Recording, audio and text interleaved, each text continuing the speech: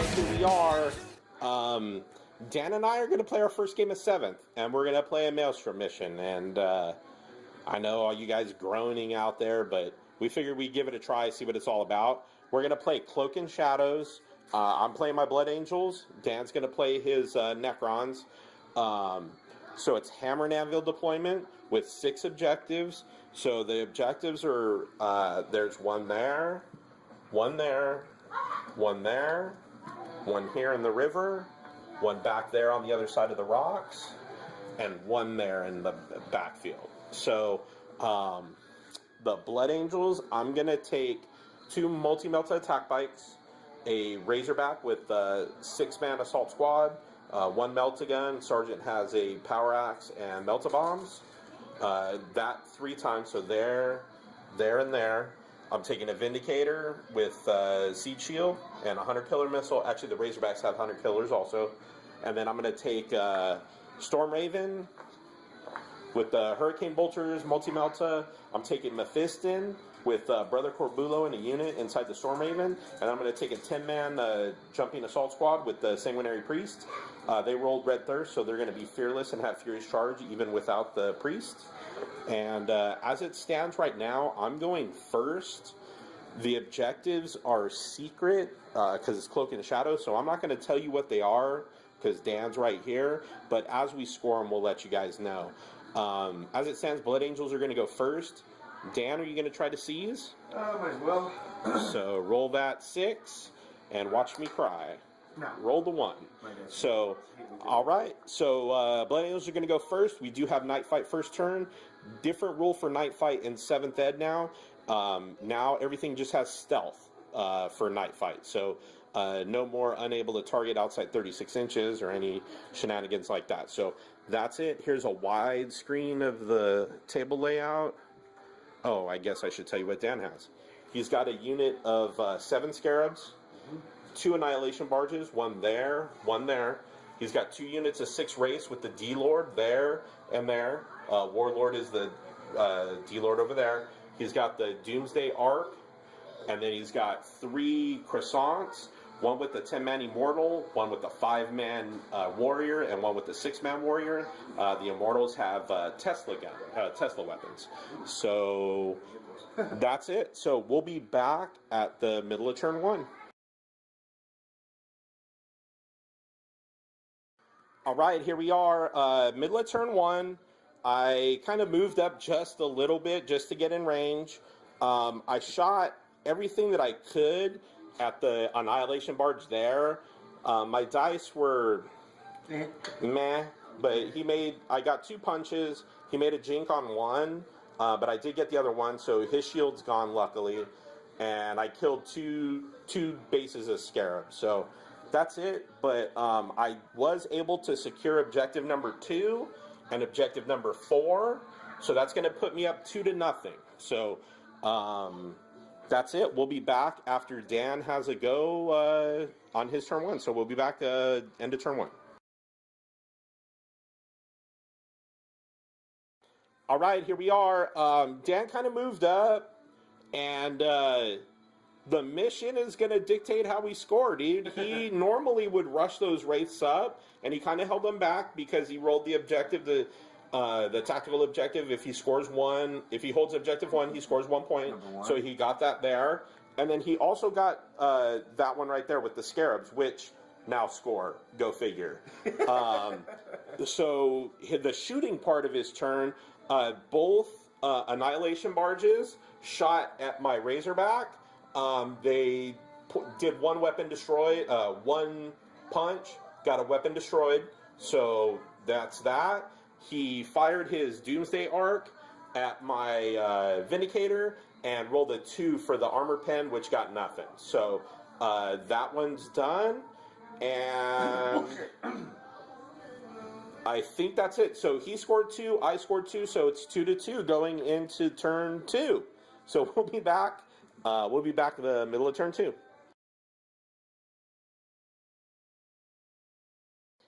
All right, here we are. That was a pretty productive turn for the Blood Angels, even though the Storm Raven with Mephiston did not come in. My 10-man assault squad jumped in. and nuke the Doomsday Arc. I got 4 punches, and he rolled really bad on his Jinx saves. And then I got 2 Objective 6 cards, and then an Objective 5 card. So that scored me 3 points there.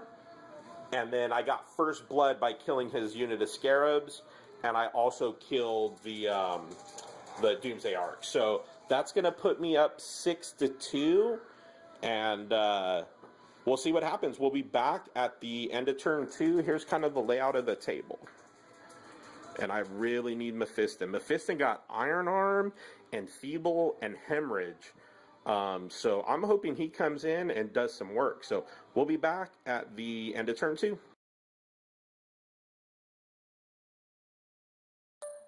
All right, here we are. Dan came down, did a little bit of work. He was unable to get any effect on this Razorback. His flyer came in and bombed on that Razorback there. Wait. The dudes jumped out. His D-Lord detached from the Wraiths and came in, and for having a War Scythe, he kind of whiffed. He did a glance and a punch, and then only got crew stunned. So he's going to be eating some Assault Cannon and Melta Guns. He's probably going to die. These Wraiths came back and held that objective there to score him 1 point, and then his other units of Wraiths with his Warlord jumped back and kind of nuked my assault squad. Like they don't have a chance back there. They're gonna die. They're fearless, but we'll see what happens there. But real quick, while you have it on, I do before you start. What happened? Points. I do have 64. I did notice that. Is your guy a character? That one was a character. He's the sergeant. An independent character or a character? It says character. It says score 1 victory point at the end of your turn if at least 1 enemy character is removed as a casualty during your turn. I think sergeants count as characters. I'm going to look it up just to make sure. And if that's the case, Dan scored 2 points in that turn. So I'll still be up 7-4. But we'll let you know when we get back at the middle of turn 3. So that's the layout there, and we'll be back. All right, here we are, middle of turn 3. I was able to light up his D-Lord, and I jumped some dudes out. They lit him up. Stormraven came in, nuked one of the Night Sides, and then I flubbed my roll on the Melta on the Annihilation Barge. And then over here, I was able to do 3 more wounds on the Wraiths. They're whittling down. Like, I'm surprised that War Scythe is going to do some work. Plus, he's got these jerks that are probably going to come in and wipe me up. So that's that. I scored 1 objective. I got behind enemy lines, which is have a unit within 12 inches of your enemy's deployment zone. And then I trashed one, which was demolitions, which is one of the things people hate about this. The Maelstrom is it was destroy a gun emplacement or an enemy building, which he had none. So that sucked. So that's that. So Blood Angels are up right now. If we counted Linebreaker, I'd be up 8-4. But I'm going to lose Linebreaker back there, I think. So we'll see what happens. We'll be back at the end of turn 3.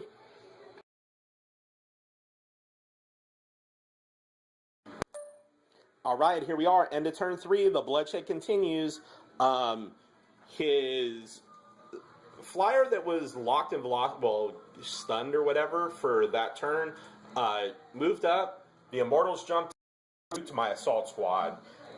Those Tesla blasters or whatever are no joke. I did dodge a bullet. His other scythe cruised over, took some shots at my Vindicator. He only got 2 glances, so I got pretty lucky there. And then back here, my Sanguinary Priest failed his Mind Shackles and nuked himself. So that didn't work out too good.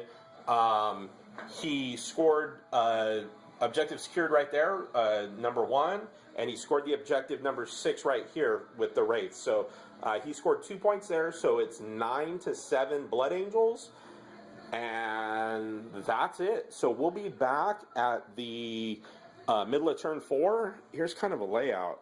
he did some work that turn, man. He did some work, no joke. So we'll be back, see what happens.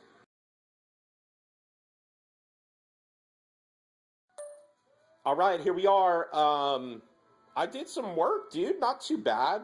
I was able to nuke 3 wraiths with my assault cannon, vindicator, and then the attack bikes. Killed 3 wraiths. Storm Raven came over, kind of whiffed a little bit. I was only able to do 2 hull points there, and basically gave it lock velocity. Oh, I blew up its Tesla destructor, so that thing's whatever, dude. I don't even care about that thing anymore. And then I shot the assault cannon there at the other Night Scythe, and I didn't do anything. The big thing was back here. I had a tactical objective to issue a challenge. I issued a challenge with my priest, thinking I would get annihilated, but he actually lived, which is pretty awesome. So I'll take that, and it gave me a victory point. So, and then controlling objective number 4 back here gave me a victory point. So as of right now, Blood Angels are up 9-5, and I'm feeling okay. He's still got some maneuverability on me, though. He's got the 2 Night Size. I was hoping to take those out.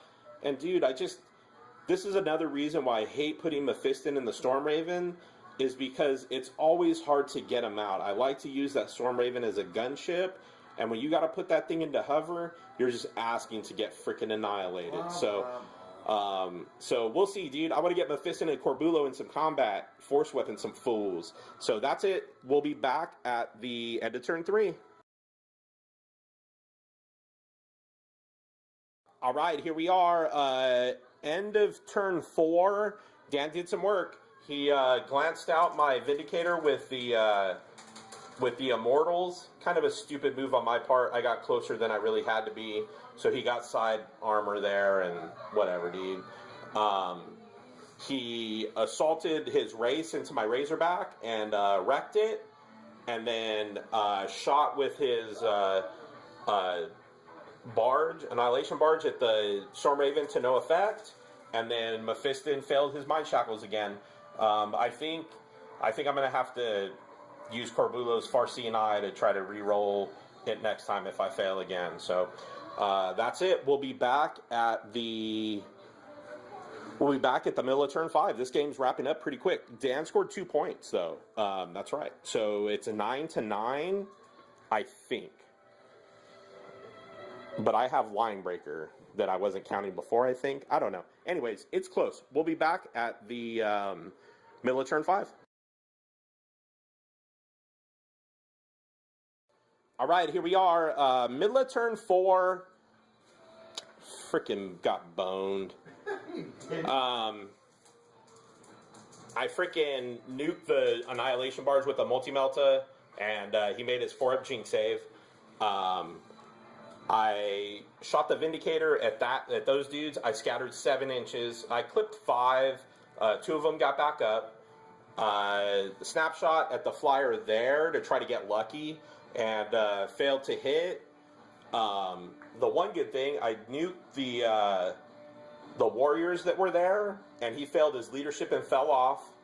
Mephiston and Corbulo jumped out of the Raven, Iron Arm up, and I failed my Mind Shackle Scarab test by 1. I rolled an 11 instead of a 10 for Mephiston, hoping I would kill him. So I don't know what's going to happen there, dude. I have to, once I pass a Mind Shackle, I'll kill him, but that's going to be hard to do. And then that's it. So I scored no points that turn. So it's 9-7 Blood Angels. And here's kind of a layout. The Storm Raven actually went into hover because I was going to try to nuke the Annihilation Barge there and score objective 3, which I have, but that didn't happen. So that's it. We'll be back at the end of turn 4.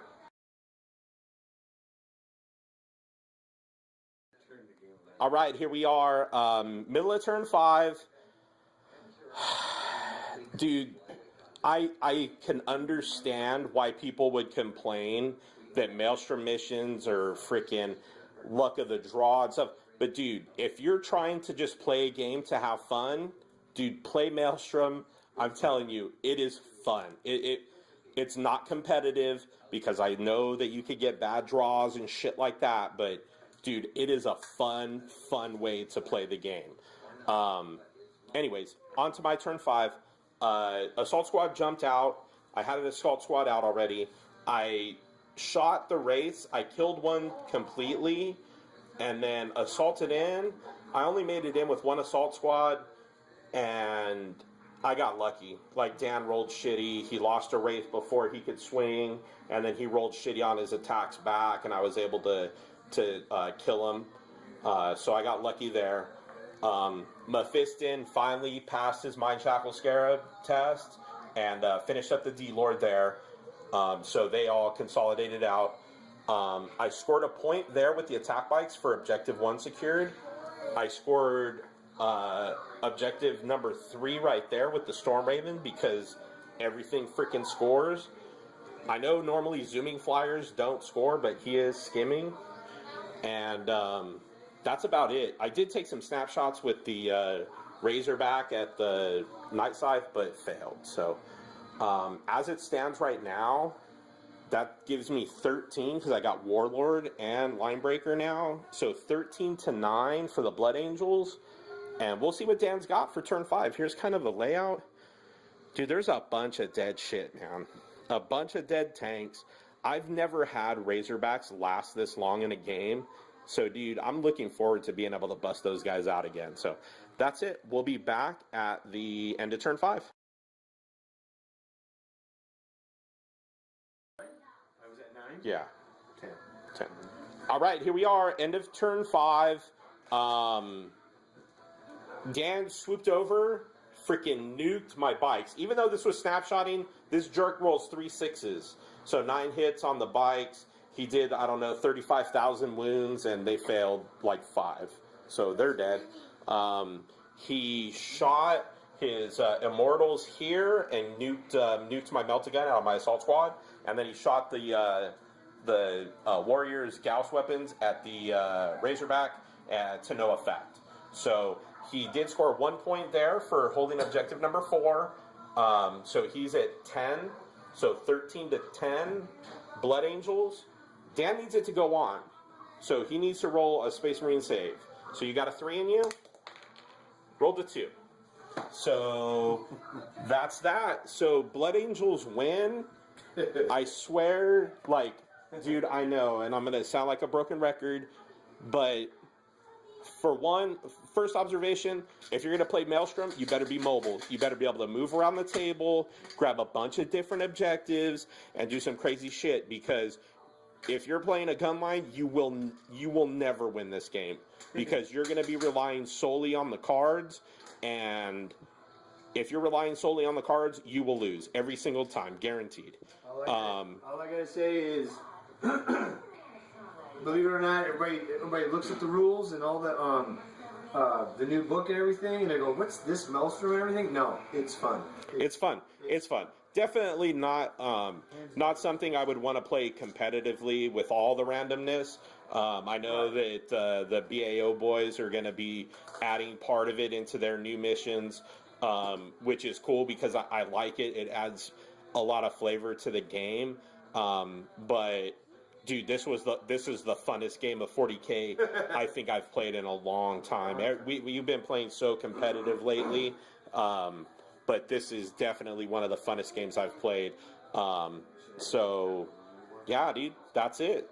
Dan, parting shots, bud? Hey, man, Maelstrom's no joke, and I am really looking forward to this the Bay Area rules for our Las Vegas games. Their mission packs? Yeah, their mission packs. I really want to look it over, because if they include this in with the regular Eternal War missions. Eternal Warrior, man. It's going to be fun. It's going to be a lot of fun. A lot of fun.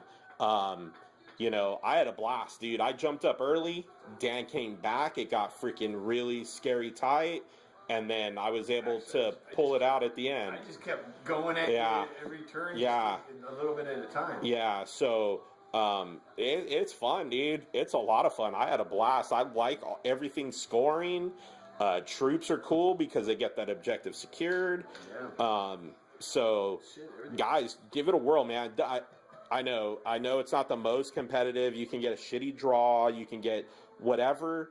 But dude, if you're looking to hang out with the bud, have a couple beers, play some games, yo, dude, this is the one. This is the one. So, all right, guys, we'll see you next time, and like and subscribe. Check us out on Facebook, High Desert Tabletop Wargaming, and check out our friends at Third Sphere Gaming. They're the ones that made this desert table for Dan, David, and Marco. Hit them up, dude. Hit them up. They'll freaking they'll get you down for a table. So we'll see you guys next time.